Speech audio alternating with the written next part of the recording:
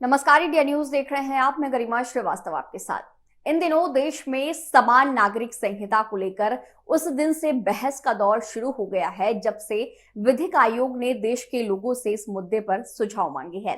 केंद्र सरकार ने समान नागरिक संहिता यानी कि यूसीसी को लाने की तैयारी तेज कर दी है। इसी बीच इस मामले में राज्यसभा से बीजेपी सांसद किरोड़ी लाल मीणा का नाम आ रहा है, जो इससे पहले संसद में यूसीसी कोड के लिए प्राइवेट मेंबर बिल प्रपोज कर चुके हैं। अगर ये बिल इस बार के मानसून सेशन में चर्चा के लिए रखा जाएगा और ये संसद के दोनों सदनों के पास हो जाता है तो ये कानून बन जाएगा।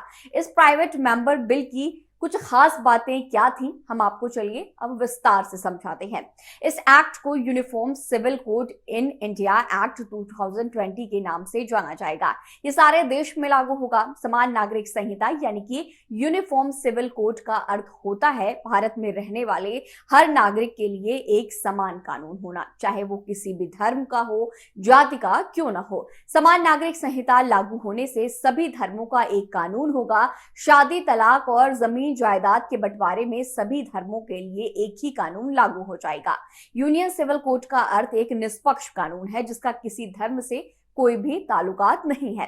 समान नागरिक संहिता का उद्देश्य कानूनों का एक समान सेट प्रदान करना है जो सभी नागरिकों पर समान रूप से लागू होते हैं, चाहे वे किसी भी धर्म के क्यों ना हो।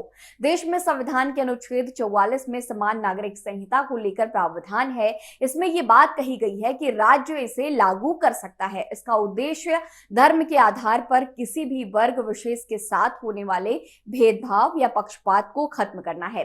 इस एक्ट के लागू होने के 6 महीने के अंदर केंद्र सरकार एक कमेटी का गठन करेगी जिसे national inspection and investigation committee के नाम से जाना जाएगा। यही कमेटी यूनिफॉर्म सिविल कोड को तैयार करेगी और उसे देश भर में लागू करेगी। यह कमेटी देश के पूरे भौगोलिक क्षेत्र में यूनिफॉर्म सिविल कोड का क्रियान्वयन सुनिश्चित भी करेगी। यह कमेटी सुनिश्चित करेगी कि यूनिफॉर्म सिविल कोड बिना किसी भेदभाव के मैरिज, डाइवोर्स, उत्तराधिकार, एडॉप्शन, गार्जियनशिप और जमीन और संपत्ति के बंटवारे के लिए प्रभावी जैसे मुद्दों पर सभी नागरिकों को समान अधिकार उपलब्ध कराने की कोशिश हो। अब सवाल ये उठता है कि क्या पर्सनल लॉ को रिप्लेस कर देगी यूसीसी? तो चलिए इसका भी जवाब आपको देते हैं। ये कमेटी संविधान के अनुच्छेद 14 के तहत समानता के अधिकार को सुनिश्चित करेगी। साथ ही अनुच्छेद 15 के तहत रिलीजन, रेस, कास्ट, सेक्स या फिर प्लेस ऑफ बर्थ के आधार पर किसी भी तरह के भेदभाव पर रोक को भी सुनिश्चित करेगी। यूनिफॉर्म सिविल कोड के क्रियान्वयन में जेंडर इक्वालिटी यानी कि लैंगिक समानता का भी ध्यान रखा जाएगा।